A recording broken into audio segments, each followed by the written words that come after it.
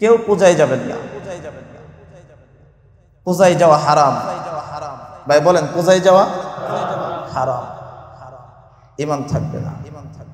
তারা তাদের কাজ করবে, নিষেধ নেই। তারা তাদের কাজ করবে, নিষেধ নেই, কিন্তু আপনার আর আমার যাওয়া হারাম। আপনার আর আমার যাওয়া হারাম। এবং শারদীয় দুর্গা পূজার উৎসবের ভিতরে শুভেচ্ছা জানানোটাও হারাম। শুভেচ্ছা জানানোটাও কি হারাম। এখন রাজনীতিবিদরা কি করতেছে ভাই, এগুলো আমার প্রশ্ন করে, যে অমুক ইসলামী দল যে শুভেচ্ছা জানাইছে, এই করছে সেই করছে, এই প্রশ্নগুলো আমার কই, এর জবাব দিতে পারবো না। এটা রাজনীতির ব্যাপার। আমার কাছে কোরআন হাদিস, আমি রাজনীতি করিও না, বুঝিও না, মানিও না। আমার মার আজীবনের একটা নসিহতের ভিতরে এটা একটা ছিল, এবং পাশাপাশি বাবার নসিহতে, বাবা জিন্দেগিতে রাজনীতি করবে না। এই জন্য এটা বুঝিও না, মানিও না। কোরআন হাদিস বুঝি মানি বলতেছি, আল্লাহ বলার জন্য দায়িত্ব দিয়েছে। পূজাকে উপলক্ষ করে শুভেচ্ছা জানানো একজন মুসলমানের জন্য কি হারাম। হ্যাঁ, তুমি দেশের নাগরিক হিসেবে তুমি তোমার কাজ করতে, এটা তোমার ব্যাপার। যারা দেশ চালায় তারা দেশ কিভাবে চালাবে এটা তাদের ব্যাপার। এটা আমাদের চাইতে তাদের বহু নলেজ ভালো আছে, ওদের তুলনায় আমরা খুবই অজ্ঞ। কিন্তু কোরআন হাদিস বলতেছে তাদের প্রসাদ খাওয়া, বলেন প্রসাদ খাওয়া, একসাথে চাকরি করেন, কলিগ আসছে পূজা, যে দোস্ত একটু খাও, নিয়ে আসলো, যে এখন দিছে বন্ধু, খেতে তো হয়, খাওয়া যাবে? খাওয়া যাবে না, খাওয়া যাবে না।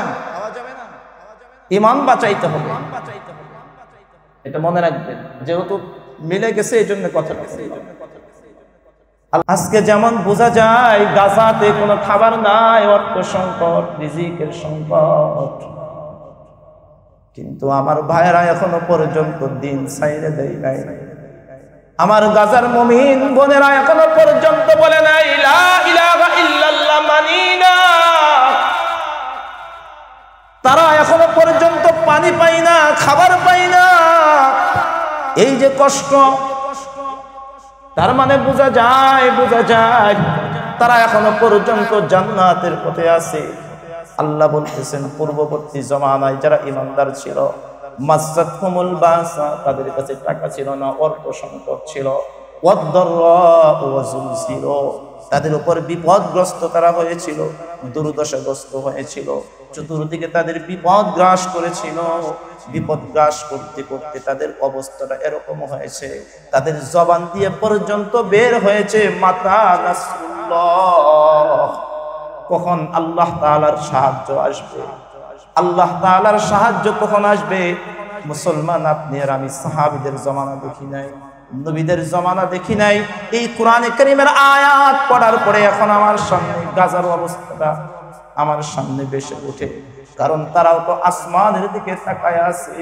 আমার বোনরা বলতেছে আল্লাহর সাহায্য কখন আসবে, ছোট্ট ছোট্ট নিষ্পাপ সন্তানরা বলতেছে মাতা নাসরুল্লাহ কখন আসবে, ফিলিস্তিনের ভাইরা বলতেছে মাতা নাসরুল্লাহ কখন আল্লাহ তাআলার সাহায্য আসবে।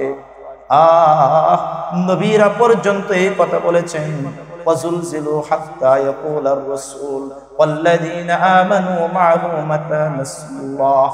শুধু যে ঈমানদাররা এই কথা বলেছেন, কষ্ট সহ্য করতে না পেরে নবীরা পর্যন্ত বলেছেন, ইয়াকুলার রাসূল, প্রত্যেকটা নবী রাসূল পর্যন্ত বলেছেন মাতা নাসরুল্লাহ, কখন আল্লাহর সাহায্য আসবে, কখন আল্লাহ তাআলার সাহায্য আসবে। আল্লাহ বলেন বান্দা শুনে নাও, আলা ইন্না নাসরুল্লাহি করিব, ঘাবড়ায়ও না, ঈমান ছাইরে দিও না, শুনে নাও ইন্না নাসরুল্লাহি করিব, আল্লাহ তাআলার সাহায্য অতি নিকটেই তোমাদের কাছে আসবে। সুবহানাল্লাহ, আলা ইন্না নাসরুল্লাহি করিব। মুসলমান ভাইরা রে আমার, আল্লাহ রাব্বুল আলামিনের কাছে প্রত্যেকটা বান্দা বলে, আল্লাহ আপনি আমাদেরকে সিরাতে মুস্তাকিম দান করেন। আল্লাহ সিরাতে মুস্তাকিম, আল্লাহ তাআলার কাছে বান্দা কেন চাই? আল্লাহ এই রাস্তা কাদেরকে দিয়েছেন? সিরাতে মুস্তাকিম কাদেরকে দিয়েছেন? আল্লাহ সূরাতুল ফাতিহার মধ্যে বর্ণনা দিয়েছেন, সিরাতাল্লাযীনা আন'আমতা আলাইহিম। এটা এমন একটা পথ, যে রাস্তা আল্লাহ তাআলা তার নিয়ামত প্রাপ্ত বান্দাদেরকে দিয়েছেন। আল্লাহ তাআলা পেয়ারা বান্দাদেরকে দিয়েছেন এই পথ, আল্লাহ তাআলা নবী রাসূলদেরকে দিয়েছেন এই পথ, সাহাবীদেরকে দিয়েছেন, আবু বকর, ওসমান, আলী, উমরকে দিয়েছেন।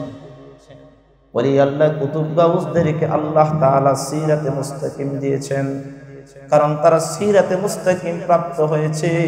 আল্লাহ ওই কথাটাই বলেন, সিরাতাল্লাযীনা আন'আমতা আলাইহিম। এটা এমন একটা রাস্তা, এটা এমন একটা পথ, যেই পথ আল্লাহ তাআলা তার নিয়ামত প্রাপ্ত পেয়ারা পেয়ারা বান্দাদেরকে দান করেছেন। সুবহানাল্লাহ। গায়রিল মাগদুবি আলাইহিম ওয়ালাদ-দাল্লিন। আল্লাহ এমন রাস্তা চাই না, যে রাস্তা তুমি তোমার গজব প্রাপ্ত বান্দাদেরকে দিয়েছ। এমন পথ চাই না, কই কাকে দিয়েছ? কই আবু জেহেলকে দিছ, আবু লাহাবকে দিছ, উতবা সাইবাকে দিছ, ফেরাউন নমরুদকে দিয়েছ, কারুনকে দিয়েছ। ওদের রাস্তা চাই না। আল্লাহ ওই রাস্তা কাদের? কই ডোনাল্ড ট্রাম্পের রাস্তা হলো ওইটা, নেতানিয়াহু ইসরায়েলের তার রাস্তা হলো এইটা, কাফেরদের রাস্তা হইল ওই যে আল্লাহ তাআলার গজব প্রাপ্ত বান্দাদেরকে আল্লাহ তাআলা সিরাতে মুস্তাকিম দেয় নাই। এই জন্য আল্লাহ আমাদেরকে শিক্ষা দিয়েছেন, ওই বান্দা তুমিও আল্লাহর কাছে চাও, গায়রিল মাগদুবি আলাইহিম ওয়ালাদ-দাল্লিন। এমন বান্দাদের রাস্তা চাই না, যেই বান্দাদের প্রতি তোমার গজব পতিত হয়েছে, এমন বান্দাদের রাস্তা আল্লাহ তোমার কাছে চাই না। কারণ সিরাতে মুস্তাকিম হলো তোমার নিয়ামত প্রাপ্ত বান্দারা যেটা পাইছে সেটা দাও, তোমার গজব প্রাপ্ত বান্দারা যেটা পাইছে সেটা আমরা চাই না। এই কথাটাই আল্লাহ বলেন, আল্লাহু ইয়াহদি মান ইয়াশাউ ইলা সিরাতিন মুস্তাকিম। ও নবী, আপনি জানায়া দেন, আল্লাহ যাকে ইচ্ছা তাকে সিরাতে মুস্তাকিমের উপর পরিচালিত করে।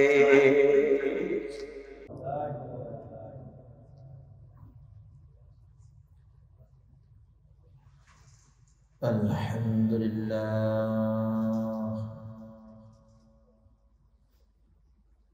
আলহামদুলিল্লাহি ওয়া কাফা ওয়া সালামুন আলা ইবাদিহিল্লাযীনা ইসতাফা। আম্মা বা'দু ফাআউযু বিল্লাহি মিনাশ শাইতানির রাজীম। বিসমিল্লাহির রাহমানির রাহিম।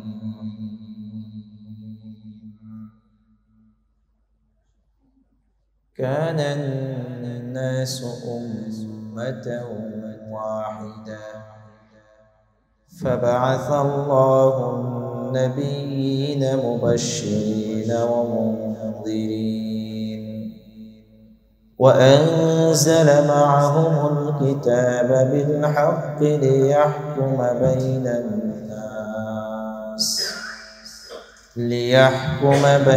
الناس فيما اختلفوا فيه وما اختلف فيه إلا الذين أوتوه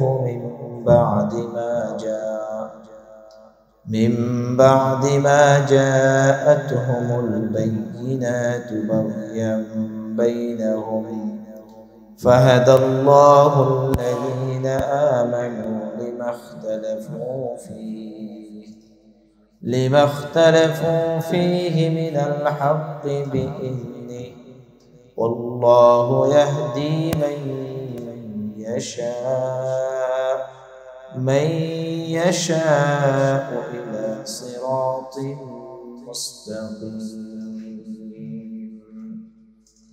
بارك الله لنا ولكم في القرآن العظيم ونفعنا وإياكم بالآيات والذكر الحكيم. صدق الله مولانا العظيم وصدق رسوله النبي الكريم، ونحن على ذلك من الشاهدين والشاكرين، والحمد لله رب العالمين. محبت الشتى زبان خلا شكر درود الرحيم. اللهم صل على محمد وعلى آل محمد كما صليت على إبراهيم وعلى آل إبراهيم إنك حميد مجيد. اللهم بارك على محمد وعلى آل محمد كما باركت على إبراهيم وعلى آل إبراهيم إنك حميد مجيد. سبحانك لا علم لنا إلا ما علمتنا إنك أنت العليم الحكيم. رب زدني علما رب زدني علما رب زدني علما رب يسر ولا تعسر وتمم بالخير.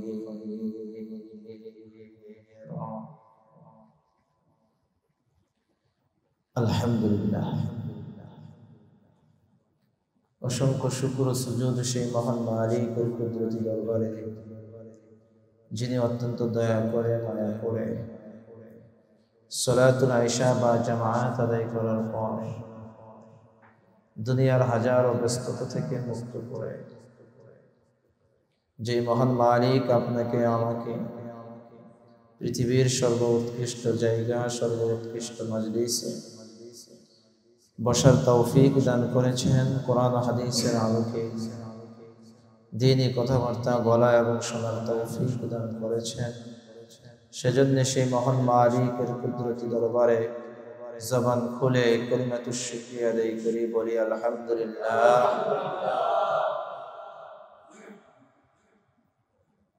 মুহতারাম হাজিরিন, গত সপ্তাহে সূরাতুল বাকারার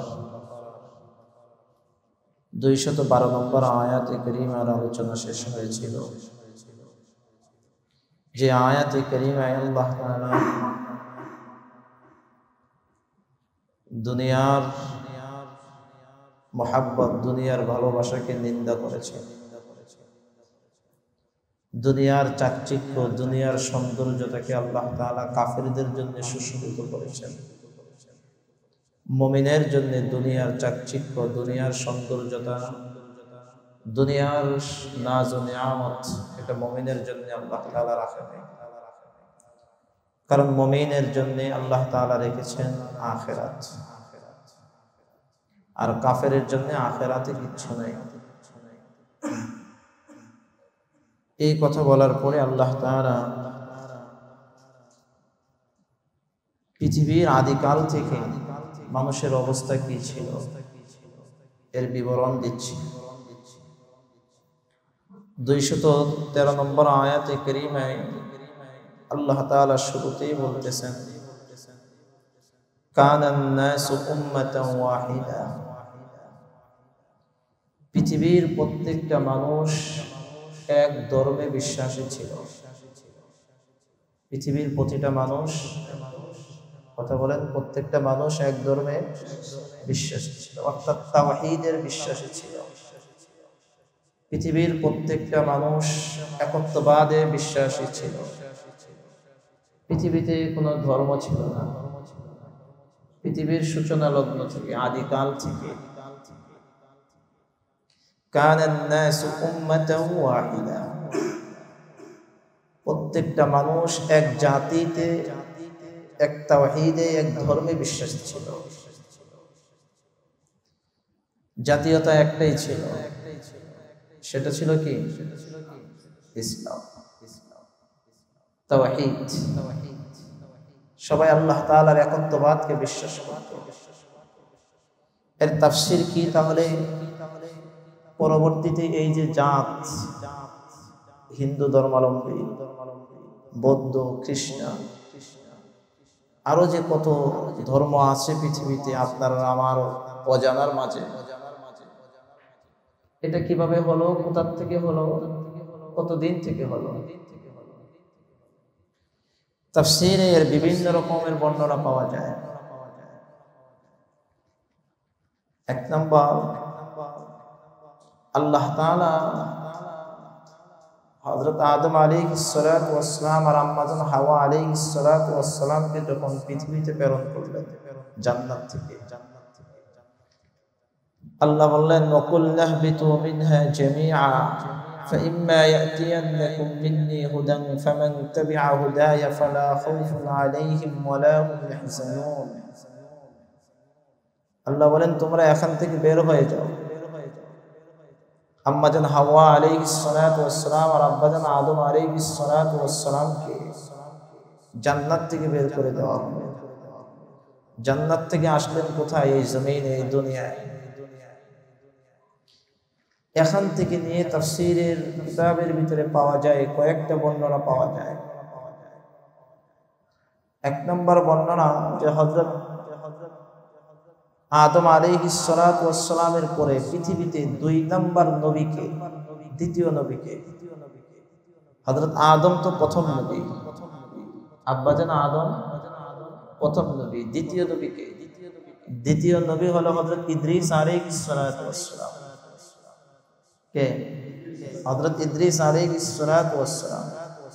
হযরত ইদ্রিস আলাইহিস সালাতু ওয়াস সালামের পরে হযরত নূহ আলাইহিস সালাতু ওয়াস সালাম। তাফসীরের কিতাবের ভিতরে লেখে আব্বাজান আদম আর হযরত ইদ্রিস আলাইহিস সালাতু ওয়াস সালামের মাঝখানের সময়ের ব্যবধান কতটুকু? এক বর্ণনায়, হাদিসে পাকের এক বর্ণনায় পাওয়া যায় যে আব্বাজান আদম আর হযরত ইদ্রিস আলাইহিস সালাতু ওয়াস সালামের মাঝখানের ব্যবধান হলো 10 কর্ণ।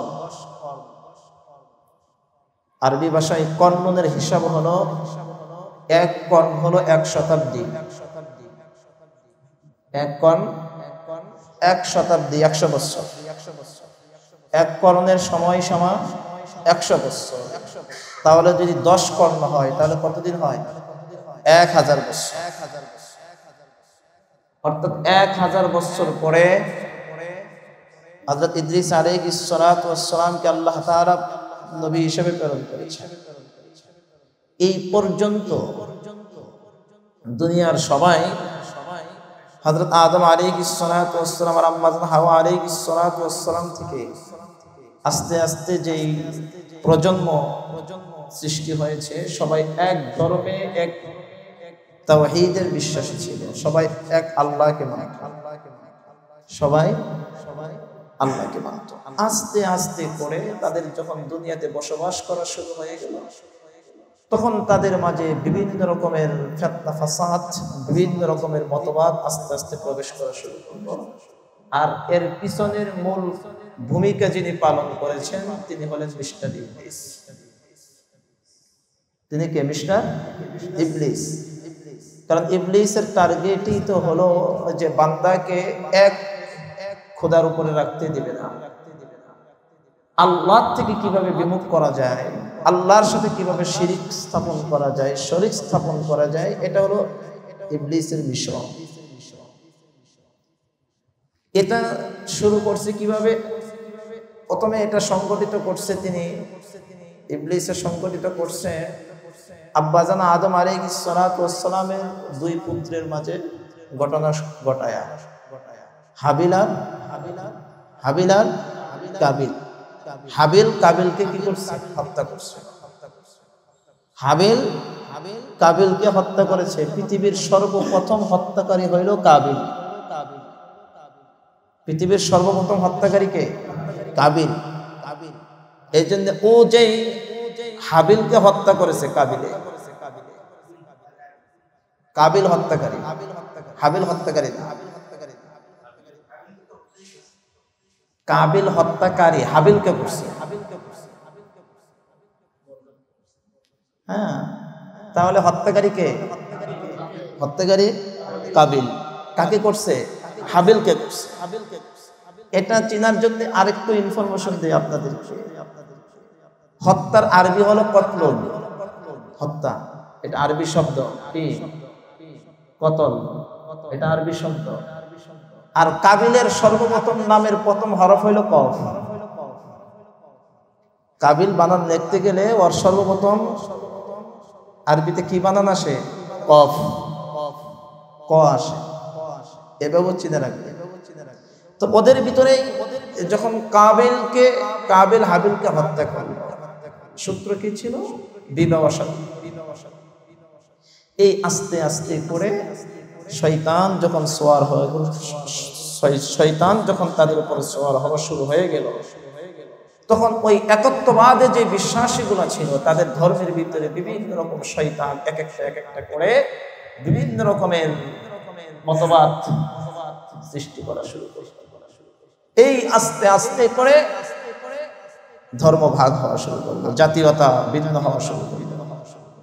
এক এক জাতি এক এক গোষ্ঠী এক একটা বিশ্বাসী হওয়া শুরু করলো, যেগুলো বলে কুসংস্কার। কিন্তু মূলত আল্লাহ তাআলা বলতেছেন সর্বপ্রথম আদিকাল থেকেই প্রত্যেকটা মানুষ এক ছিল, এক জাতীয়তা ছিল, প্রত্যেকেই তাওহীদে কি ছিল? বিশ্বাসী ছিল। সবার কথা একটা ছিল, লা ইলাহা ইল্লাল্লাহ। এর বাইরে কিছু ছিল না, এর বাইরে কিছু ছিল না। এক বর্ণনা। দুই নম্বর বর্ণনা তাফসীরে নূরুল কোরআনের মাঝে আরেকটা বর্ণনা গেছে, বড় চমৎকার কথা, যে প্রত্যেকটা মানুষ এক বিশ্বাসে ছিল। কিভাবে?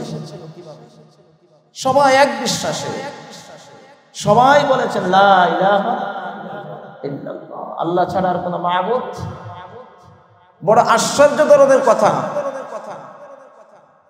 আমার বিশ্বাস শুনেন নাই, আবার কেউ শুনেও থাকতে পারে।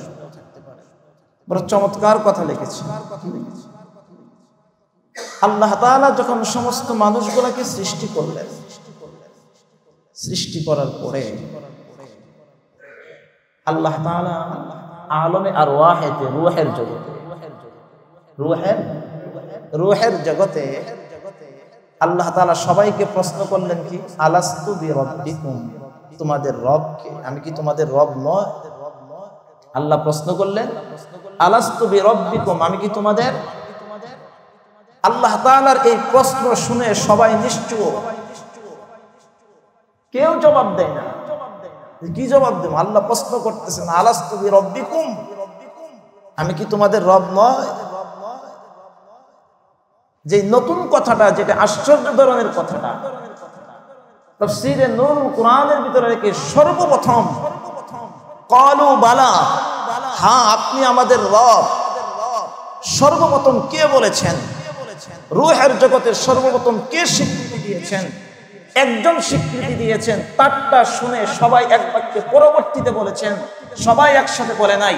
সর্বপ্রথম স্বীকৃতি দিয়েছেন নবী মুহাম্মদুর রাসূলুল্লাহ সাল্লাল্লাহু আলাইহি ওয়াসাল্লাম। সুবহানাল্লাহ, আরেকবার বলেন। সর্বপ্রথম স্বীকৃতি দিয়েছেন কে? নবী মুহাম্মদুর রাসূলুল্লাহ সাল্লাল্লাহু আলাইহি ওয়াসাল্লাম স্বীকৃতি দিয়েছেন। নবীজির এই স্বীকৃতি দেওয়ার পরে তখন রূহের জগতে সবাই একসাথে, হ্যাঁ ক্বালু বালা, আপনি আমাদের রব, আপনি আমাদের রব। আল্লাহ ওই কথাটাও এখানে বুঝাইছেন, কানান নাসু উম্মাতান ওয়াহিদা, পৃথিবীর মানুষ সবাই এক বিশ্বাসী ছিল, এক জাত ছিল, এক ধর্ম ছিল। পরবর্তীতে শয়তান ঢুকে এদের ভিতরে মতবাদ আস্তে আস্তে আস্তে আস্তে বিভিন্ন রকমের ফিতনা ফাসাদ সৃষ্টি করছে।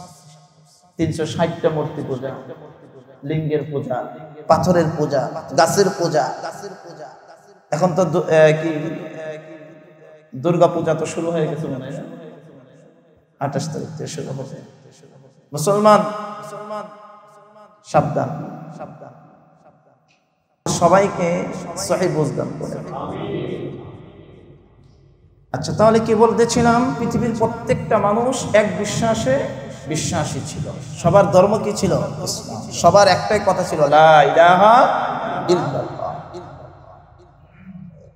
যখন মানুষগুলা এই মতবাদ যখন শুরু হয়ে গেল, এক একজন যখন এক বিশ্বাস থেকে আল্লাহ থেকে যখন মানুষগুলা শয়তানের প্ররোচনায় পড়ে যখন দূরে চলে আসতে লাগলো, আল্লাহ থেকে যখন দূরে চলে যায়, তখন আল্লাহ কি করলেন? আল্লাহ তাআলার টার্গেট ছিল। এখন বুঝেন, আমরা সবাই বলি যুগে যুগে আল্লাহ তাআলা নবী রাসূল প্রেরণ করেছেন। যুগে যুগে নবী রাসূলকে প্রেরণ করেছেন। উদ্দেশ্য কি ছিল? কেন প্রেরণ করেছেন আল্লাহ তাআলা?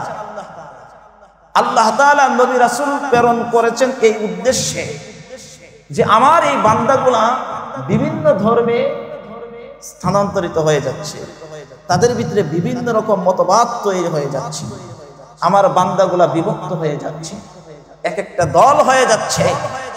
আল্লাহ তাআলার উদ্দেশ্য ছিল আমার এই বান্দাগুলা পৃথিবীতে পাঠাইছিলাম এক ধর্ম নিয়ে, এক বিশ্বাস নিয়ে, তারা যাতে করে কিয়ামত পর্যন্ত একটা ধর্মে একটা তাওহীদের বিশ্বাসী থাকতে পারে। এই জন্য আল্লাহ তাআলা যুগে যুগে নবী রাসূলদেরকে পাঠাইছেন। আর নবী রাসূলদের মিশন ছিল একটাই। সর্বপ্রথম নবী রাসূল বলেছেন, তোমরা বলো লা ইলাহা ইল্লাল্লাহ।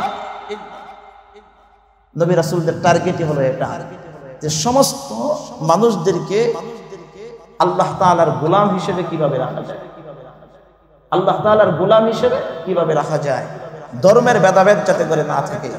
পৃথিবীতে একটা ধর্মই ছিল, আছে, থাকবে। ইন্নাদ-দীনা ইনদাল্লাহিল ইসলাম। আল্লাহ একটা ধর্মই মনোনীত করেছেন, সেই ধর্মের নাম কি? ইসলাম। হাদিসে পাকের ভিতরে আসছে, ততক্ষণ পর্যন্ত কিয়ামত হবে না যতক্ষণ পর্যন্ত পৃথিবীর সমস্ত মানুষ মুসলমান না হবে। পৃথিবীর প্রত্যেকটা মানুষ মুসলমান হয়ে যাবে। এই পৃথিবীতে একটাও বিধর্মী থাকবে না কিয়ামতের আগ মুহূর্তে।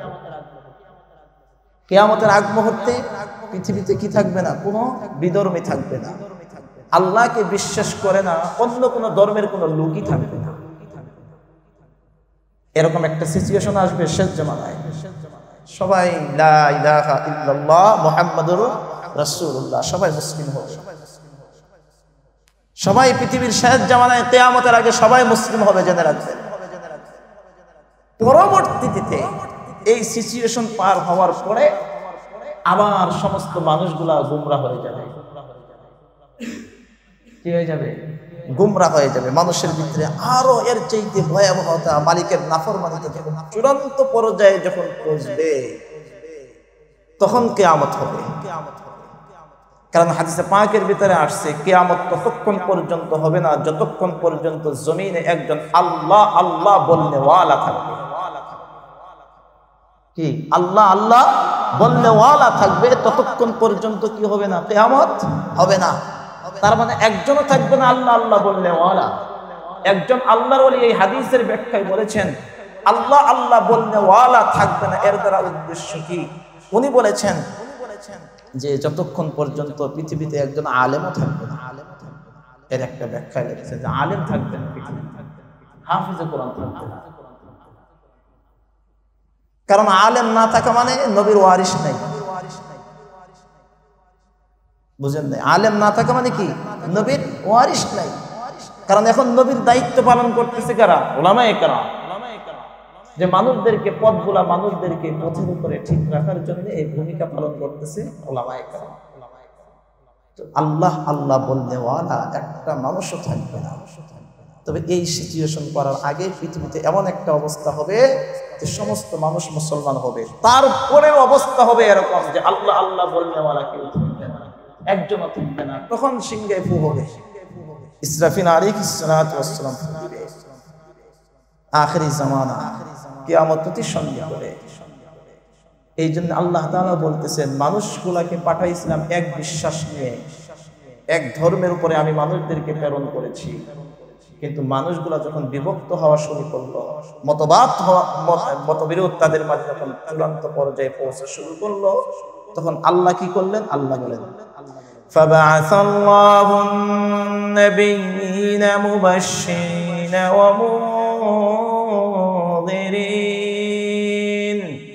وأنزل معهم الكتاب بالحق ليحكم بين الناس فيما اختلفوا فيه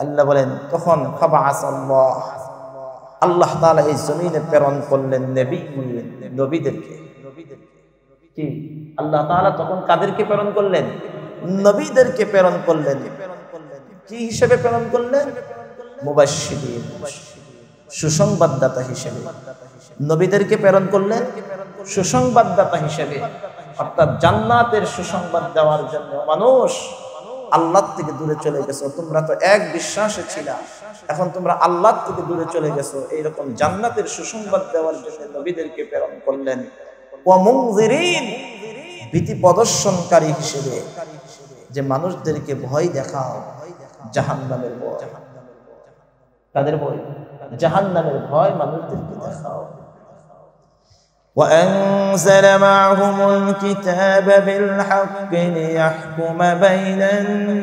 الناس আল্লাহ বলেন وأنزل معهم الكتاب بالحق নবীদেরকে কি হিসেবে প্রেরণ করেছেন কিভাবে প্রেরণ করেছেন কোন নবীদেরকে প্রেরণ করেছেন তাদের সাথে নবীদের সাথে সত্য কিতাব সহকারে নবীদেরকে প্রেরণ করেছেন নবীদেরকে এই দুনিয়াতে প্রেরণ করেছেন কি দিয়ে সত্য কিতাব দিয়ে প্রেরণ করেছেন কারণ কিতাব ছাড়া তাদেরকে কিভাবে শোনাবে প্রত্যেকটা নবী রাসূলকে আল্লাহ তাআলা কিতাব দিয়েছেন কাউকে ছোট কিতাব দিয়েছেন কাউকে বড় কিতাব দিয়েছেন চার পয়গম্বরকে বড় বড় কিতাব দিয়েছেন আর বাকি প্রত্যেকটা নবী রাসূলদেরকে সহিফা দিয়েছেন যেই সকল সহিফাগুলোকে বলা হয় ছোট ছোট গ্রন্থ ছোট ছোট রিসালা আর চারটা বড় কিতাব তাওরাত জাবুর ইনজিল কুরআন এটা হলো সবচেয়ে বড় চারটা কিতাব প্রত্যেকটা নবী রাসূলকে কিতাব সহকারে দুনিয়াতে প্রেরণ করেছেন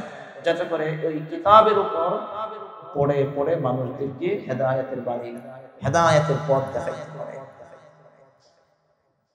আর কিতাব দিয়েছেন কেন আল্লাহ বলেন লিয়াহকুমা বাইনান নাস যাতে করে নবীরা মানুষের মাঝে মীমাংসা করতে পারে যাতে করে নবীরা মানুষের মাঝে কি করতে পারে কি বিষয়ে মীমাংসা করবে ফীমা ইখতালাফু ফীহ তারা যে সকল বিষয়ে মতবিরোধ তারা শুরু করেছে তাদের মতবিরোধ বিষয়গুলোকে কিতাবের মাধ্যমে নবীরা যাতে করে তাদের মধ্যে মীমাংসা করতে পারে এই জন্য আল্লাহ তাআলা তাদেরকে কিতাব সহকারে কি করেছেন প্রেরণ وما اختلف فيه إلا الذين أوتوه من بعد ما جاءتهم البينات بغيا بينهم فهدى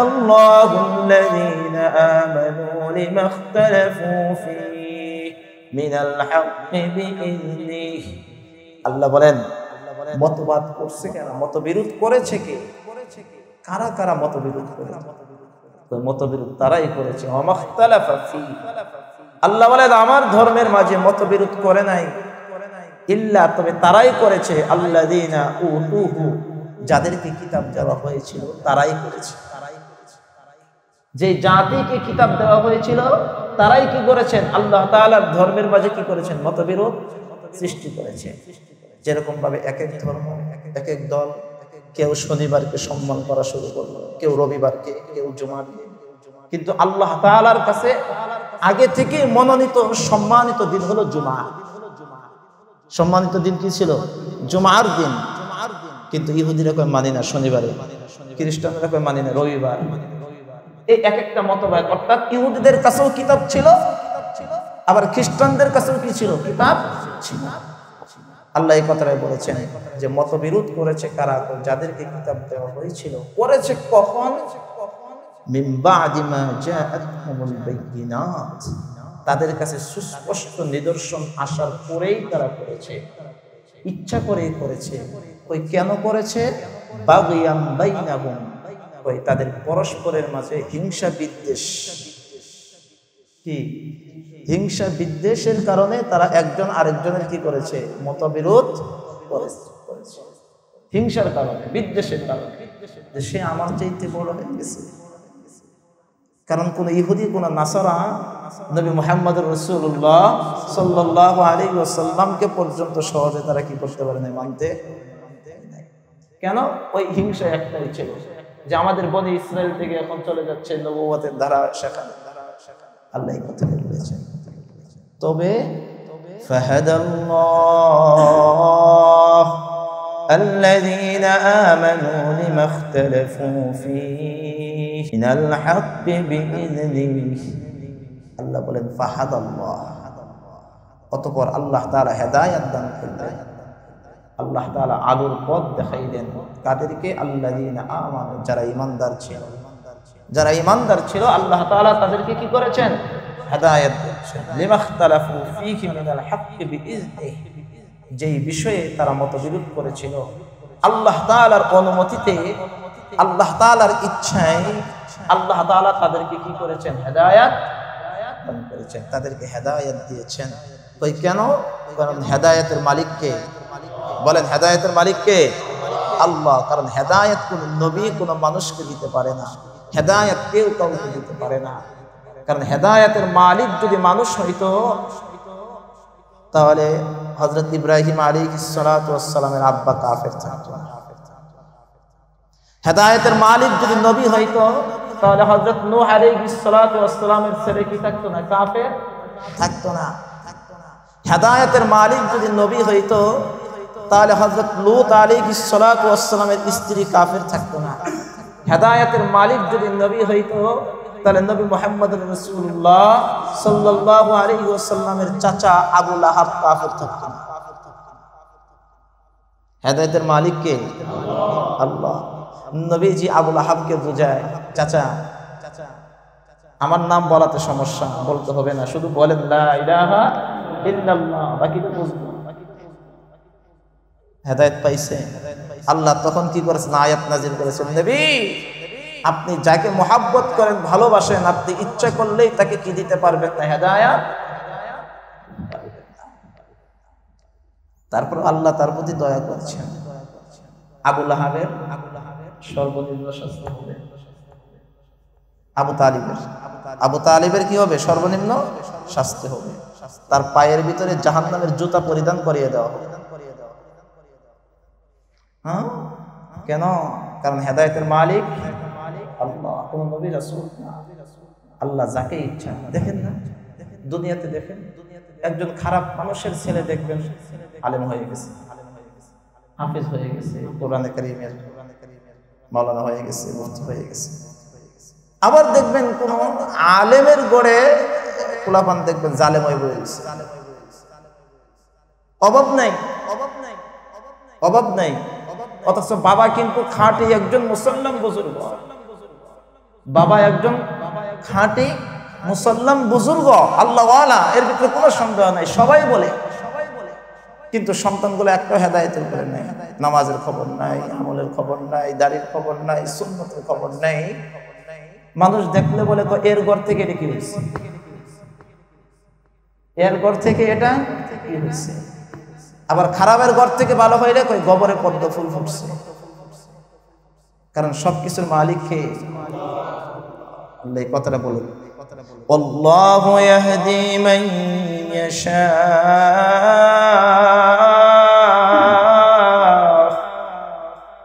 আল্লাহু ইয়াহদি মান ইয়াশা ইলা সিরাতিন মুস্তাকিম। আল্লাহ যাকে ইচ্ছা তাকে হেদায়েত দান করেন। বলেন, আল্লাহ যাকে ইচ্ছা তাকে হেদায়েত দান করেন। ইলা সিরাতিন মুস্তাকিম, আল্লাহ যাকে ইচ্ছা তাকে সিরাতে মুস্তাকিমের দিকে পরিচালিত করেন। আর সিরাতে মুস্তাকিমের সর্বশেষ গন্তব্য কোথায়? জান্নাত। সিরাতে মুস্তাকিমের সর্বশেষ গন্তব্য কোথায়? সিরাতে মুস্তাকিম মানে সরল সঠিক পথ। ওই যে সূরাতুল ফাতিহা, ইহদিনাস সিরাতাল মুস্তাকিম, আল্লাহ আপনি আমাদেরকে সিরাতে মুস্তাকিম দান করেন। আল্লামা ইদ্রিস কান্দলভী রাহমাতুল্লাহ আলাইহি ওনার তাফসীরের কিতাবের ভিতরে লেখেন সিরাতে মুস্তাকিম কি, এটা আবার কি জিনিস? ওই সরল সরল সঠিক পথ, এর মানে কি? এর মানে হইল সিরাতে মুস্তাকিম এমন একটা সোজা রাস্তা যেটা দুনিয়ার থেকে শুরু হয়েছে, শেষ হয়েছে গিয়ে জান্নাত। যেটা শুরু হয়েছে কোথার থেকে? দুনিয়াতে, শেষ হয়েছে জান্নাতে। অর্থাৎ যেই সিরাতে মুস্তাকিমের উপর চলতে পারবে তার জায়গা কোথায়? আর আল্লাহ সিরাতে মুস্তাকিম কাদেরকে দিয়েছেন? সূরা ফাতিহা বলে দিয়েছেন, সিরাতাল্লাযীনা আন'আমতা আলাইহিম, সিরাতাল্লাযীনা আন'আমতা আলাইহিম গায়রিল মাগদুবি আলাইহিম ওয়ালাদ-দাল্লিন।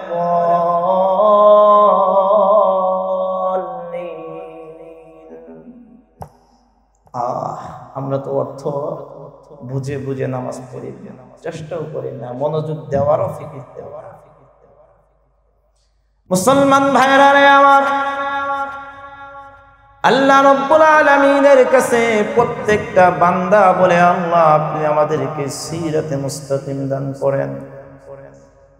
আল্লাহ সিরাতে মুস্তাকিম আল্লাহ তাআলার কাছে বান্দা কেন চাই? আল্লাহ এই রাস্তা কাদেরকে দিয়েছেন? সিরাতে মুস্তাকিম কাদেরকে দিয়েছেন? আল্লাহ সূরাতুল ফাতিহার মধ্যে বর্ণনা দিয়েছেন, সিরাতাল্লাযীনা আন'আমতা আলাইহিম। এটা এমন একটা পথ, যে রাস্তা আল্লাহ তাআলা তার নিয়ামত প্রাপ্ত বান্দাদেরকে দিয়েছেন।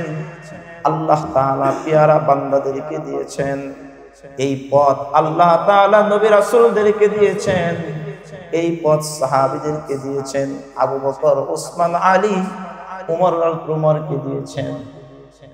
ওলি আল্লাহ কুতুব গাউসদেরকে আল্লাহ তাআলা সিরাতে মুস্তাকিম দিয়েছেন, কারণ তারা সিরাতে মুস্তাকিম প্রাপ্ত হয়েছে। আল্লাহ ওই কথাটাই বলেন, সিরাতাল্লাযীনা আন'আমতা আলাইহিম।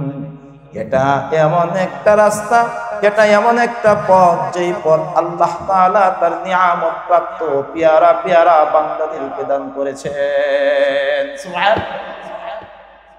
গায়রিল মাগদুবি আলাইহিম ওয়ালাদ-দাল্লিন। আল্লাহ এমন রাস্তা চাই না যেই রাস্তা তুমি তোমার গজব প্রাপ্ত বান্দাদেরকে দিয়েছ। এমন পথ চাই না, কই কাকে দিয়েছ? কই আবু জেহেলকে দিছ, আবু লাহাবকে দিছ, উতবা সাইবাকে দিছ, ফেরাউন নমরুদকে দিয়েছ, কারুনকে দিয়েছ। ওদের রাস্তা চাই না আল্লাহ। ওই রাস্তা কাদের? কই ডোনাল্ড ট্রাম্পের রাস্তা হলো ওইটা, নেতানিয়াহু ইসরায়েলের তার রাস্তা হলো এইটা, কাফেরদের রাস্তা হইল ওই যে আল্লাহ তাআলার গজব প্রাপ্ত বান্দাদেরকে আল্লাহ তাআলা সিরাতে মুস্তাকিম দেয় নাই। এই জন্য আল্লাহ আমাদেরকে শিক্ষা দিয়েছেন, ওই বান্দা তুমিও আল্লাহর কাছে চাও, গায়রিল মাগদুবি আলাইহিম ওয়ালাদ-দাল্লিন। এমন বান্দাদের রাস্তা চাই না যেই বান্দাদের প্রতি তোমার গজব পতিত হয়েছে, এমন বান্দাদের রাস্তা আল্লাহ তোমার কাছে চাই না। কারণ সিরাতে মুস্তাকিম হলো তোমার নিয়ামত প্রাপ্ত বান্দারা যেটা পাইছে সেটা দাও, তোমার গজব প্রাপ্ত বান্দারা যেটা পাইছে সেটা আমরা চাই না। এই কথাটাই আল্লাহ বলেন, আল্লাহু ইয়াহদি মান ইয়াশাউ ইলা সিরাতিন মুস্তাকিম। ও নবী আপনি জানায়া দেন, আল্লাহ যাকে ইচ্ছা তাকে সিরাতে মুস্তাকিমের উপর পরিচালিত করে। আর সিরাতে মুস্তাকিম এখন দেখেন কি বলেছি, সিরাতে মুস্তাকিমের সর্বশেষ গন্তব্য কোথায়? জান্নাত। এখন আল্লাহ পরের আয়াতে কি বলে, বান্দা জান্নাতে তুমি এমনি এমনি চলে যাইবা? বিষয়টা এত সহজ না। আল্লাহ বলেন, আম হাসিবতুম আন তাদখুলুল জান্নাহ। ও বান্দা তোমরা কি ধারণা করো, আন তাদখুলুল জান্নাহ, তোমরা জান্নাতে প্রবেশ করে ফেলবা, তোমরা জান্নাতে চলে যাইবা, এটা কি তোমরা ধারণা করো? আল্লাহ বলতেছেন পরের আয়াতে সিরাত মুস্তাকিমের কথা বলে আল্লাহ বলেন, আম হাসিবতুম আন তাদখুলুল জান্নাহ, তোমরা কি এটা ধারণা করো যে তোমরা জান্নাতে চলে যাইবা? এত সহজ। অথচ তোমাদের কাছে আসে নাই। কি আসে নাই? ওয়ালাম্মা ইয়াতিকুম মাসালুল লাযীনা খালাউ মিন ক্বাবলিকুম ও বান্দা, তোমরা কি ধারণা করো তোমরা আল্লাহ তাআলার তৈরি জান্নাতে চলে যাইবা? অথচ তোমাদের কাছে ওইরকম অবস্থা আসে নাই যেই অবস্থা তোমাদের পূর্ববর্তীরা সম্মুখীন হয়েছিল। পূর্ববর্তীরা যে অবস্থার সম্মুখীন হয়েছিল সেই অবস্থার সম্মুখীন এখনো তোমরা হও নাই। এরকম অবস্থার সম্মুখীন না হয়েই তোমরা জান্নাতে চলে যাইবা, এত সহজে এটা কি তোমরা ধারণা করো? ওই কি অবস্থা ছিল পূর্ববর্তীদের? পূর্ববর্তীরা কি কি অবস্থার সম্মুখীন হয়েছিল, যেই অবস্থার সম্মুখীন না হইলে জান্নাতে যাওয়া যাবে না। আল্লাহ বলেন, মাসাতহুমুল বাসাউ ওয়াদ-দাররাউ ওয়া যুলজিলু, তাদের কাছে পৌঁছানো হয়েছিল, তারা স্পর্শ করেছিল বাসা, অর্থ সংকট। বলেন, অর্থ সংকট, অর্থ সংকট। টাকা ছিল না, পয়সা ছিল না, খাবার ছিল না। আজকে যেমন বোঝা যায় গাজাতে কোনো খাবার নাই, অর্থ সংকট, রিজিকের সংকট। কিন্তু আমার ভাইয়েরা এখনো পর্যন্ত দিন ছাইরে দেয় নাই। আমার গাজার মুমিন বোনেরা এখনো পর্যন্ত বলে নাই লা ইলাহা ইল্লাল্লাহ মানি না। তারা এখনো পর্যন্ত পানি পায় না, খাবার পায় না। এই যে কষ্ট, তার মানে বোঝা যায় তারা এখনো পর্যন্ত জান্নাতের পথে আছে। আল্লাহ বলতেছেন পূর্ববর্তী জমানায় যারা ইমানদার ছিল, মাসাতহুমুল বাসা, তাদের কাছে টাকা ছিল না, অর্থ সংকট ছিল, ওয়াদ-দাররাউ ওয়া যুলজিলু, তাদের উপর বিপদগ্রস্ত তারা হয়েছিল, দুর্দশাগ্রস্ত হয়েছিল, চতুর্দিকে তাদের বিপদ গ্রাস করেছিল। বিপদ গ্রাস করতে করতে তাদের অবস্থাটা এরকম হয়েছে, তাদের জবান দিয়ে পর্যন্ত বের হয়েছে মাতা নাসরুল্লাহ, কখন আল্লাহ তাআলার সাহায্য আসবে, আল্লাহ তাআলার সাহায্য কখন আসবে। মুসলমান, আপনি আর আমি সাহাবীদের জমানা দেখি নাই, নবীদের জমানা দেখি নাই। এই কোরআনে কারীমের আয়াত পড়ার পরে এখন আমার সামনে গাজার অবস্থাটা আমার সামনে ভেসে ওঠে, কারণ তারাও তো আসমানের দিকে তাকায় আছে। আমার বোনরা বলতেছে আল্লাহর সাহায্য কখন আসবে। ছোট্ট ছোট্ট নিষ্পাপ সন্তানরা বলতেছে মাতা নাসরুল্লাহ কখন আসবে। ফিলিস্তিনের ভাইরা বলতেছে মাতা নাসরুল্লাহ কখন আল্লাহ তাআলার সাহায্য আসবে। নবীরা পর্যন্ত এই কথা বলেছেন, ওয়াজুলজিলু হাত্তা ইয়াকুলার রাসূল ওয়াল্লাযীনা আমানু মাআহু মাতা নাসরুল্লাহ। শুধু যে ঈমানদাররা এই কথা বলেছেন, কষ্ট সহ্য করতে না পেরে নবীরা পর্যন্ত বলেছেন, ইয়াকুলার রাসূল, প্রত্যেকটা নবী রাসূল পর্যন্ত বলেছেন মাতা নাসরুল্লাহ, কখন আল্লাহর সাহায্য আসবে, কখন আল্লাহ তাআলার সাহায্য আসবে। আল্লাহ বলেন বান্দা শুনে নাও, আলা ইন্না নাসরুল্লাহি করিব, ঘাবড়ায়ো না, ঈমান ছাইরে দিও না, শুনে নাও ইন্না নাসরুল্লাহি করিব, আল্লাহ তাআলার সাহায্য অতি নিকটেই তোমাদের কাছে আসবে। সুবহানাল্লাহ, আলা ইন্না নাসরুল্লাহি করিব। এই আয়াতটা যদি গাজার মুসলমানদেরকে যদি শোনানো হইতো, মনে হয় তারা অবশ্যই শুনে যে আলা ইন্না নাসরুল্লাহি করিব। আমার বোন ঘাবড়ায়ো না, ও ফিলিস্তিনের ভাই ঘাবড়ায়ো না, আমার রবের সাহায্য অতি নিকটেই তোমাদের কাছে পৌঁছে যাবে। আলা ইন্না নাসরুল্লাহি করিব।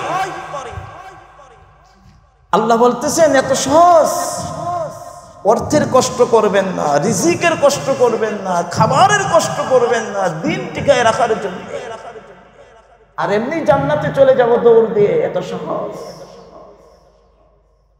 এর ব্যাখ্যা তাফসীরের কিতাবের ভিতরে অনেক ঘটনা এনেছে। সূরাতুল বুরুজের ভিতরে একটা ঘটনা আছে, এই ঘটনা যদি বলতে যায় আর 1 ঘন্টা দরকার, আমি সংক্ষেপে বলি যে তারা কি পরিমাণ কষ্ট করেছেন ঈমান টিকিয়ে রাখার জন্য।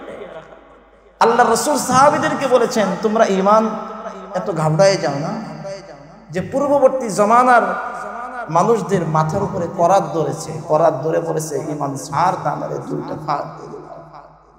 রাসূল বলেন মাথার উপরে করাত চালানো হয়েছে, শরীরের উপর করাত চালিয়ে দেহকে দ্বিখণ্ডিত করা হয়েছে, তথাপি তারা কি ছাড়ে না? ঈমান ছাড়ে নাই।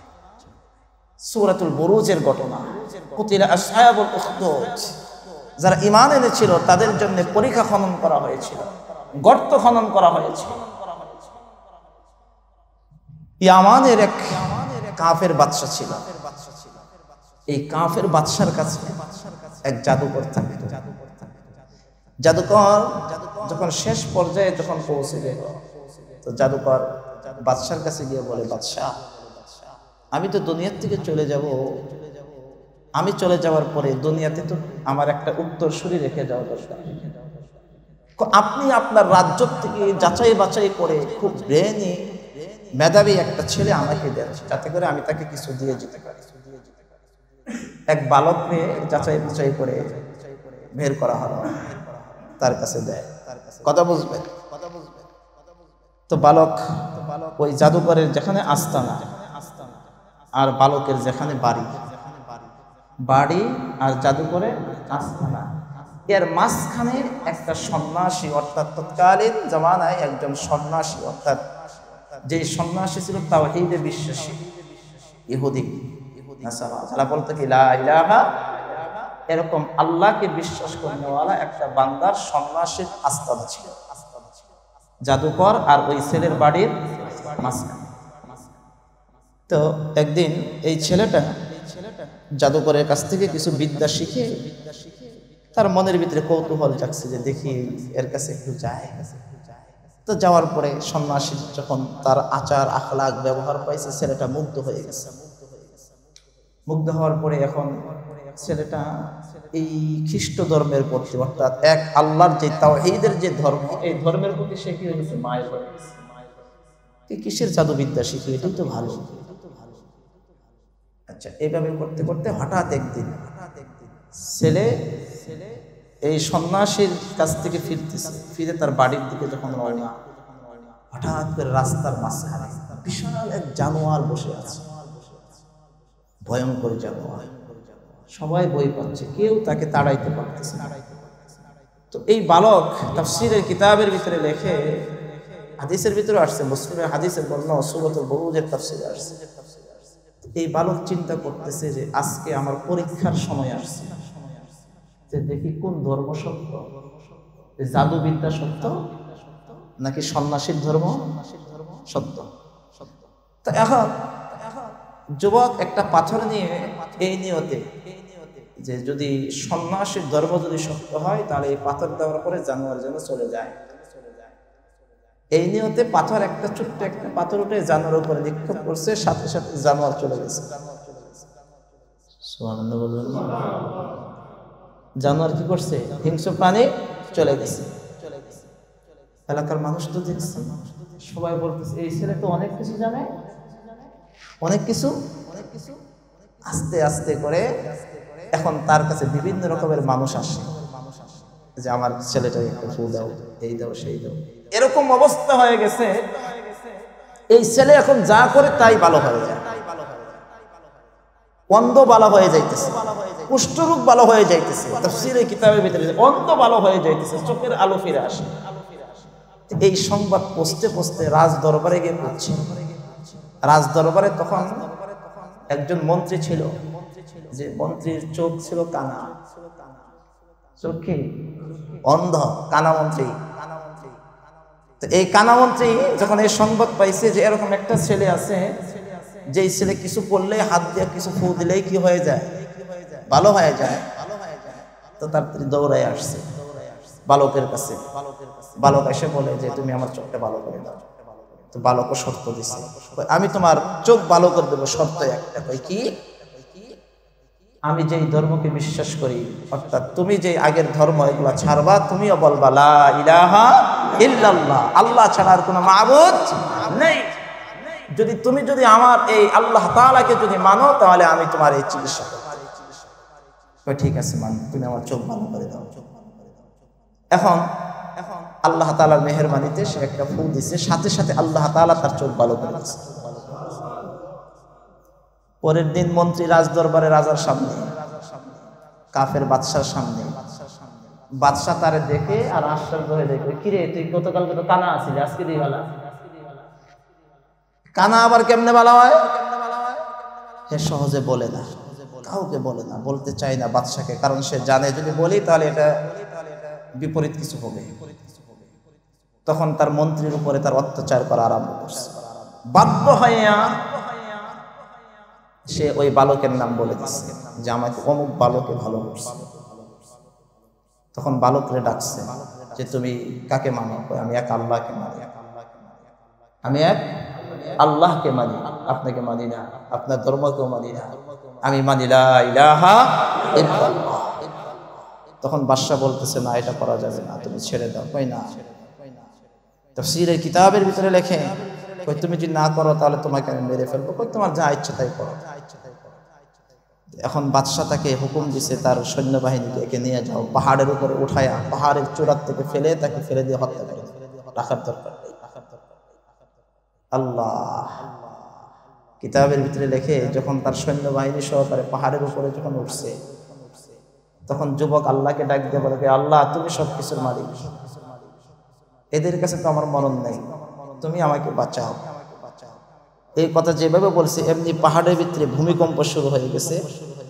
এই ভূমিকম্পের ভিতরে বাদশার যত সৈন্যবাহিনী আছে সব মরে সাপ, সব মরে সাপ। আর ও আল্লাহর রহমতে মেহেরবানিতে বাদশার সামনে গিয়ে আসসালামু আলাইকুম।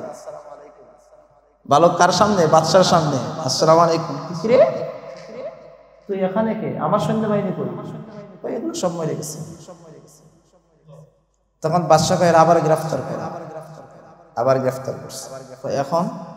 এখন সমুদ্রের মাঝখানে নিয়ে নৌকার উপরে তাকে ফেলে দিয়ে সমুদ্রের ভিতরে ফেলাই দাও। সমুদ্রের ভিতরে নিয়ে গেছে নৌকার উপরে করে। ওখানে গিয়ে বলতেছে, বালক বলতেছে, আল্লাহ তুমি সবকিছুর মালিক, আমি তোমাকে মানি। এমনি সমুদ্রের ভিতরে আল্লাহ ঝড় উঠাইয়া বাদশার যত সৈন্যবাহিনী আছে সবগুলাই সমুদ্রের পানির নিচে ডুবাইয়া মারছে। আর আল্লাহ তাআলা তাকে উদ্ধার করে একদম পরে সমুদ্র পার করে দিয়ে বালক রাজার বাদশার সামনে গিয়ে আসসালামু আলাইকুম। বাদশা কই কি রে তুই? কই আমার লোক কই? সব শেষ পানির নিচে। তুই কেমনে? কই আমি, আমার আল্লাহ আছে, আমার আল্লাহ আছে। বাদশা বিশাল বড় মুসিবতে, একে কেমনে গায়েল করবে? তখন এই যুবক বলতেছে আমাকে মারতে চাও? কই হ্যাঁ। কই তাহলে আমি তোমাকে টেকনিক শিখিয়ে দিচ্ছি, আমার পদ্ধতিতে হাঁটো, তাহলে তুমি আমাকে কি করতে পারবা? হত্যা করতে পারবা। আচ্ছা ঠিক আছে। কই তাহলে আমার শর্ত আছে। কি শর্ত? কই আমাকে তুমি মারবা জনগণের সামনে। কার সামনে? জনগণের সামনে মারবা। এলাকার সমস্ত জনগণকে একসাথে একটা মাঠের ভিতরে একত্রিত করো, তারপরে আমি বলে দেব কেবে মারবা। ঠিক আছে। ঘোষণা, মাইকে ঘোষণা দিয়ে সবাইকে একত্রিত করা হয়েছে। এখন বালক তাকে বলে দিতেছে, শুনো তুমি একটা ধনুক আছে না, তীর ধনুক, কয় একটা তীর দিয়ে তুমি এইভাবে এটা বলে তুমি আমার থেকে তীর নিক্ষেপ করবা। কি? বিসমিল্লাহি রাব্বি হাযাল গোলাম, বিসমিল্লাহি রাব্বি হাযাল গোলাম। যে এই গোলামের প্রভুর নামে মানলাম, এই গোলামের প্রভুর নামে মানলাম। এই বিসমিল্লাহি রাব্বি হাযাল গোলাম বলে যদি তুমি আমার দিকে যদি তীর নিক্ষেপ করো তাহলে আমি মরব। মুসলমান ভাইরা আমার, হাজার হাজার মানুষ তাকায় আছে। যুবক সবার সামনে শিখিয়ে দিলেন বিসমিল্লাহ, আল্লাহর নামে, রব্বি হাযাল গোলাম, যেই রবের বান্দা বলে এই গোলাম, ওই আল্লাহর নামে তুমি এটা বলে আমার দিকে তীর নিক্ষেপ করো। এবার সবার সামনে তার শেখানো বাক্য দিয়ে বিসমিল্লাহি রাব্বি হাযাল গোলাম, এই গোলামের প্রভুর নামে তীর নিক্ষেপ করলাম। যেই মাত্র তীরটা যুবকের গায়ে, বালকের গায়ে গিয়ে বিদ্ধ হয়েছে, এমনি যুবক সাথে সাথে ইন্তেকাল করে ফেলছে। আল্লাহ তাআলা তাকে দুনিয়া থেকে নিয়ে গেছে। এবার হাজার হাজার মানুষ, চিত্রটা বিপরীত হয়ে গেছে। এলাকার হাজার হাজার মানুষ বলে আমরাও বুঝে ফেলেছি যুবক মরে নাই, যুবকের ইন্তেকালের দ্বারা আমরা সত্য চিনতে পেরেছি। কারণ বাদশা এত চেষ্টা করেছে, তাকে হত্যা করতে পারে নাই। যুবকের রবের নামে তাকে হত্যা করা হয়েছে। সুতরাং যুবকই সত্যের উপরে ছিল, যুবকের ধর্মটা সত্য। যুবক যেই ধর্মকে মানত, লা ইলাহা ইল্লাল্লাহ, হাজার হাজার মানুষ তখন বলে আমরাও কালিমা পড়ে মুসলমান হয়ে গেলাম। সবাই এক বাক্যে যে আমরাও সেই যুবকের যেই ধর্ম, সেই ধর্মকে গ্রহণ করে নিলাম, লা ইলাহা ইল্লাল্লাহ। এখন বাদশা তো বড় বিপদে, যে কি করলাম আর কি হলো। এলাকার সবাই ইমানদার হয়ে গেল। এখন বাদশা অত্যাচার, বাদশা বলে কই এদেরকে রাখা যাবে না, কই এলাকার মধ্যে বিশাল বড় একটা গর্ত খনন করো, যারা ইমানদার তাদেরকে ধরে ধরে গর্তের ভিতরে আগুন জ্বালায় আগুনের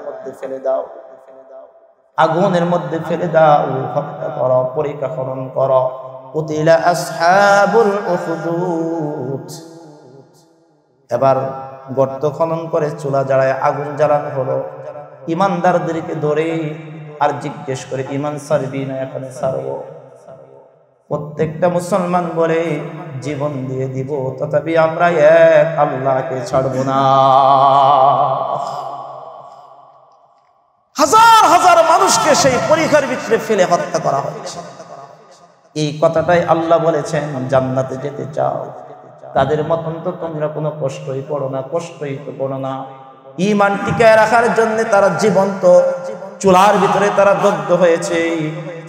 ঈমানদার ঈমান টিকিয়ে রাখার জন্য তারা অর্থ সংকটের কষ্ট করেছে, খাবারের কষ্ট করেছে। হযরত বিলালকে উত্তপ্ত বালিরাশের উপরে শোয়ে দেওয়া হয়েছে, পাথর চাপা দেওয়া হয়েছে, কিন্তু তথাপি বলেন আহাদ আহাদ আহাদ। উমাইয়া মেরে ফেলতে পারো, কিন্তু আমি বিলাল এক আল্লাহকে ছাড়বো না। আল্লাহ এই কথাটাই বলেন, তোমরাও কি ধারণা করো যে তোমরা এত সহজে জান্নাতে চলে যাই? তোমাদের কাছে কষ্ট মুসিবত আসবে না, পেরেশানি আসবে না। এই পেরেশানিকে ডিঙ্গাইতে হবে। আল্লাহ তাআলা যখন জান্নাত জাহান্নাম সৃষ্টি করলেন, হাদিসের ভিতরে আসছে, আল্লাহ হযরত জিবরিলকে বললেন, জিবরিল রে, আমার জান্নাতটা কেমন হয়েছে একটু দেখে আসো। দেখতে গেলেন, আয়েশা রিপোর্ট দেখে, আল্লাহ এত সুন্দর জান্নাত বানাইছো, আল্লাহ তোমার দুনিয়ার কোনো মানুষ জান্নাতে যাওয়া ছাড়া থাকবে না, এত সুন্দর, এত নাজনিয়ামত। আচ্ছা, এবার জাহান্নাম বানাইলেন, তো জাহান্নামটা দেখে আসো তো। জাহান্নাম দেখে এসে রিপোর্ট করে কই কেমন? কই আল্লাহ এত শাস্তি, দুনিয়ার কেউ জাহান্নামে যাবে না, জাহান্নামে যাওয়ার কোনো কাজই করবে না। এরপরে আবার আল্লাহ বলেন কই এখন যাও, জাহান্নামটা একটু দেখে আসো। আল্লাহ তাআলা জাহান্নামটার ভিতরে এত চাকচিক্য, দুনিয়ার নাজনিয়ামত দিয়ে ভরপুর করে দিলেন যে গুনাহগার বান্দারা দুনিয়ার পিছনে পড়বে, এই চাকচিক্যের পিছনে পড়বে। দুনিয়ার পিছনে পড়া মানে জাহান্নামে যাওয়া, ঈমান চলে যাওয়া। আর আল্লাহ তাআলা জান্নাতকে সাজায় দিলেন দুঃখ কষ্ট দিয়া, মুসিবত দিয়ে সাজাইলেন। যেই সকল বান্দাগুলা মুসিবতগুলা ডিঙ্গাইতে পারবে, তাদের জন্য রয়েছে জান্নাত। এই জন্য আল্লাহ রাসূল বলেন, বান্দারা শুনে নাও, এই দুনিয়াতে সবচাইতে বড় কষ্ট করেছে নবী রাসূলরা। নবী রাসূলদের চাইতে কষ্ট দুনিয়াতে আর কেউ করে না। দুনিয়াতে সবচেয়ে বেশি কষ্ট করছে কারা? নবী রাসূলরা সবচেয়ে বেশি কষ্ট করেছে। তারপরে আম্বিয়া কেরাম, তারপরে উলামায়ে কেরাম, ইমানদার বান্দারা ঈমান টিকায় রাখার জন্য কষ্ট করছে। আল্লাহ বলেন, কষ্টকে কষ্ট মনে করো না। যখন তোমার সামনে অর্থের সংকট আসবে, খাবারের সংকট আসবে, বিপদ আপদ আসবে, তখন তুমি মনে করবা আমার জন্য জান্নাত অপেক্ষা করতেছে। আমি জান্নাতে খাবো, জান্নাতে পড়বো, জান্নাতে মালিক হব, জান্নাতে গিয়ে স্বর্ণের মালিক হব। তোমার জান্নাতটাকে তুমি সামনে রাখবা, তোমার আখিরাতকে সামনে রাখবা।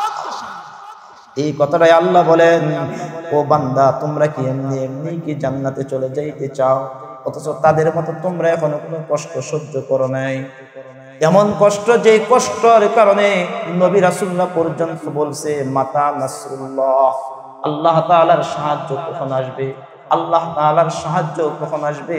আল্লাহ বলেন আলা ইন্না নাসরাল্লাহি করিব, আলা ইন্না নাসরাল্লাহি করিব।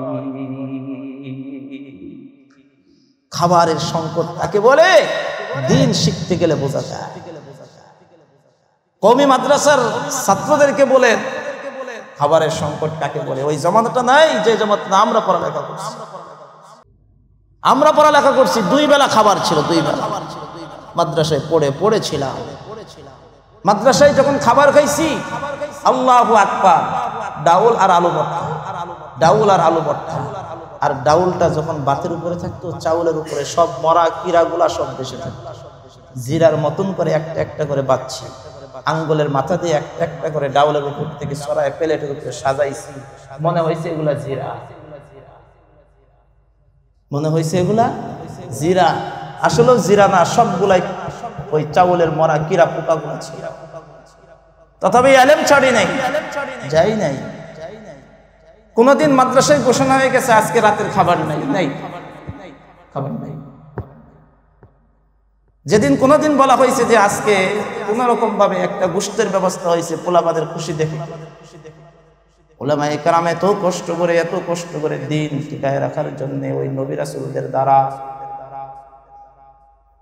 ছাত্ররা পর্যন্ত উস্তাদদের কাছে অভিযোগ করে, উস্তাদ জি আর কত ডাইল আলু ভর্তা, আর কত পুঁইশাক, কত কত কত এরকম ভাবে বলে। এত কষ্ট করে আমরা লেখাপড়া করেছি, কিন্তু দিন ছাড়ি নাই। কিন্তু আল্লাহ বলেন বান্দা সবুর কর, দিন আসবে, দিন আসবে। আল্লাহ এই জন্যই বলেছেন কষ্ট ছাড়া কখনোই জান্নাতে যাওয়া যাবে না। স্পষ্ট ঘোষণা, কষ্ট ছাড়া জান্নাতে যাওয়া। আল্লাহ আমাদেরকে এই দুনিয়ার বিপদ আপদ গুলা মোকাবেলা করার তৌফিক দান করেন। দুনিয়ার বিপদে পড়ে আমাদের ঈমান যাতে করে বিলীন না হয়, ঈমান টিকিয়ে রাখার, ঈমানের উপর থাকার আল্লাহ আমাদেরকে তৌফিক দান করেন। আমিন। ওয়া আখিরু দাওয়ানা আলহামদুলিল্লাহি রাব্বিল আলামিন। Presents by Kuakata media centre. হক্কানি আলেমদের নিত্য নতুন ভিডিও পেতে আমাদের চ্যানেলটি সাবস্ক্রাইব করুন। কুয়াকাটা মিডিয়া সেন্টার, ইসলামিক বিনোদনের বিশ্বস্ত সঙ্গী।